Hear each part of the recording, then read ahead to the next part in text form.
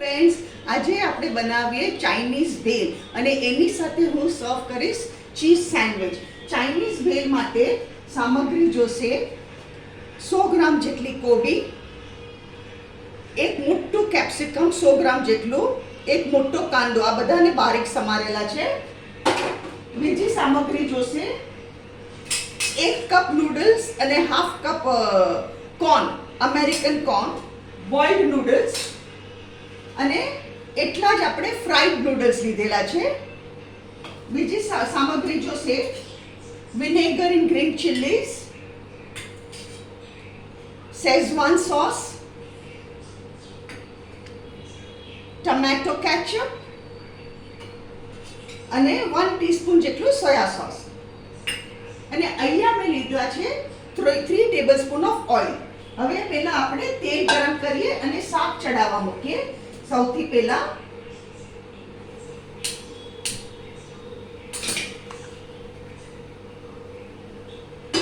આ તેલમાં શું કરવાનું, બધું વેજીટેબલ્સ આપણે વારાફરતી નાખી દઈએ. સૌથી પહેલા અનિયન્સ,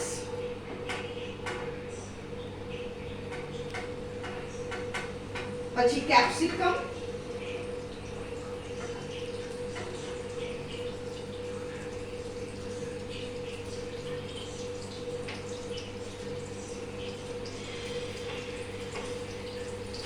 અને કોબી.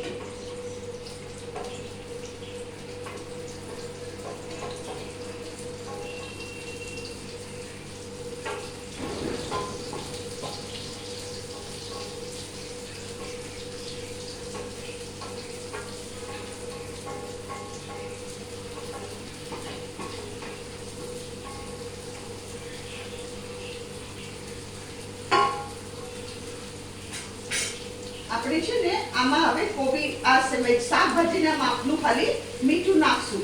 સોસીસમાં તો મીઠું હોય જ, આપણે ખાલી શાકભાજીના માપનું મીઠું નાખશું. મેં અહીંયા હાફ ટીસ્પૂન જેટલું સોલ્ટ નાખ્યું છે અને એને આપણે ઉપર નીચે બરાબર મિક્સ કરી દઈએ. અને આ છે ને આપણે ફાસ્ટ ગેસે જ રાખવાનું છે. આને આપણે ધીરા તાપે નથી કરવાનું, હાઈ ફ્લેમ પર જ રહેવા દેવાનું છે.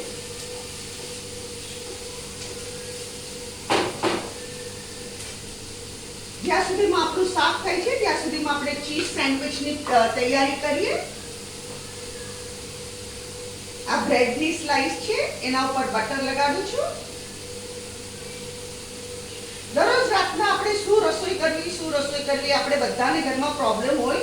આ એકદમ ઈઝી બની જાય છે અને બચ્ચાઓને બી બહુ પસંદ આવે છે આ વેરાયટી.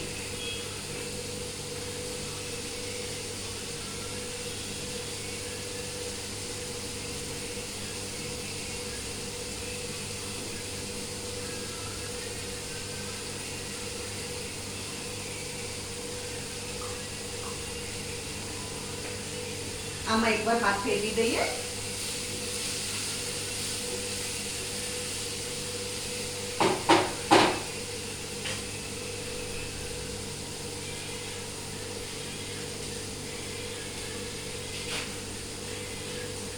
આ ચીઝ સ્લાઇસ છે,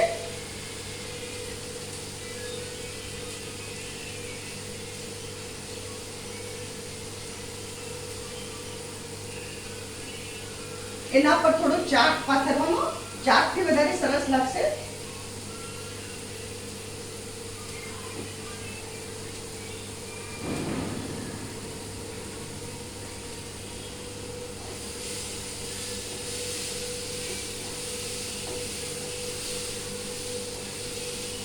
આપણે કોબી ને કાંદાનું પાણી છૂટે એમાં જ આપણું શાક ચડી જશે.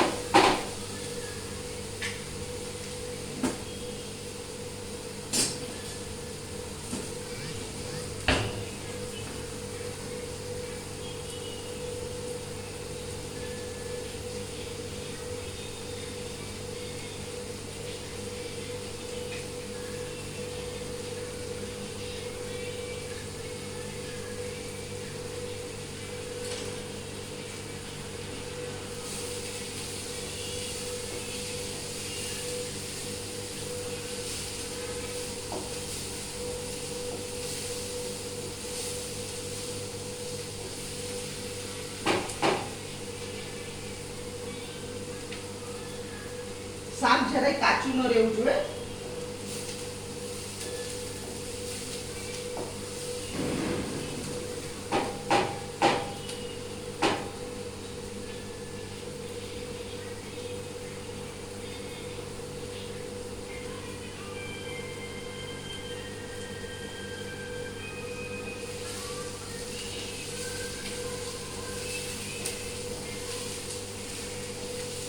હવે આપણું શાક ચડી ગયું છે.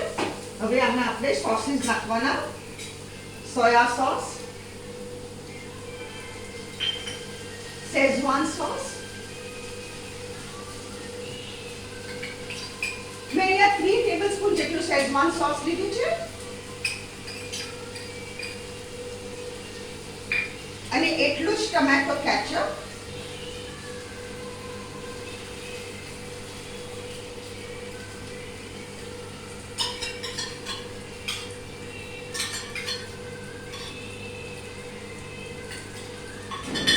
અને હાફ ટીસ્પૂન જેટલું વિનેગર.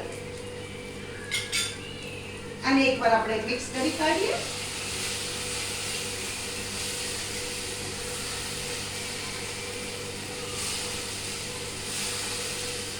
હવે આમાં આપણે નાખી દઈએ ફ્રાઈડ નૂડલ્સ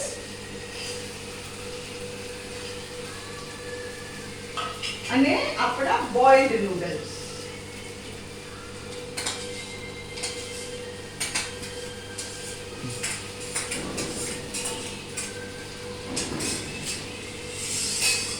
અને આપણે ચપટીક સોલ્ટ નાખશું. નૂડલ્સના ભાગનું આપણે સોલ્ટ નાખીએ કારણ કે નૂડલ્સમાં મેં સોલ્ટ નથી નાખ્યું.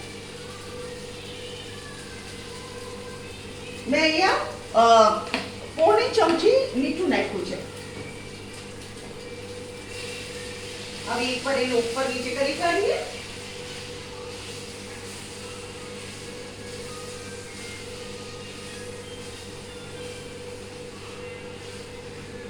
આ એટલી જલ્દી બની જાય છે ને વેરાયટી, જરાય ટાઈમ કન્ઝ્યુમિંગ નથી. અને ડિનર માટે તમે બનાવો તો એકદમ ફટાફટ બની જશે.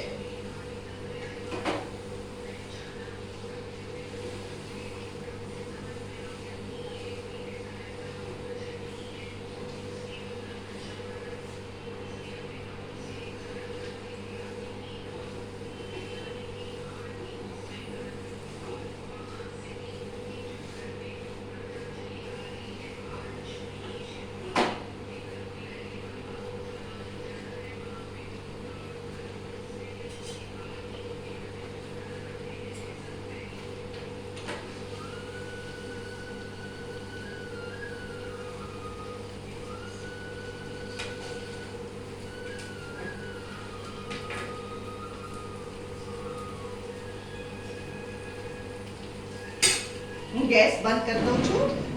ફ્રેન્ડ્સ, આ છે આપણી આજની વેરાયટી ચાઇનીઝ ભેલ અને ચીઝ સેન્ડવિચ. અગર તમને મારી આ રેસીપી પસંદ આવી હોય તો પ્લીઝ મારી વિડીયોને લાઈક કરો, મારી કમેન્ટમાં લખો મારી રેસીપી તમને કેવી લાગી અને મારી ચેનલને જરૂર સબસ્ક્રાઈબ કરો.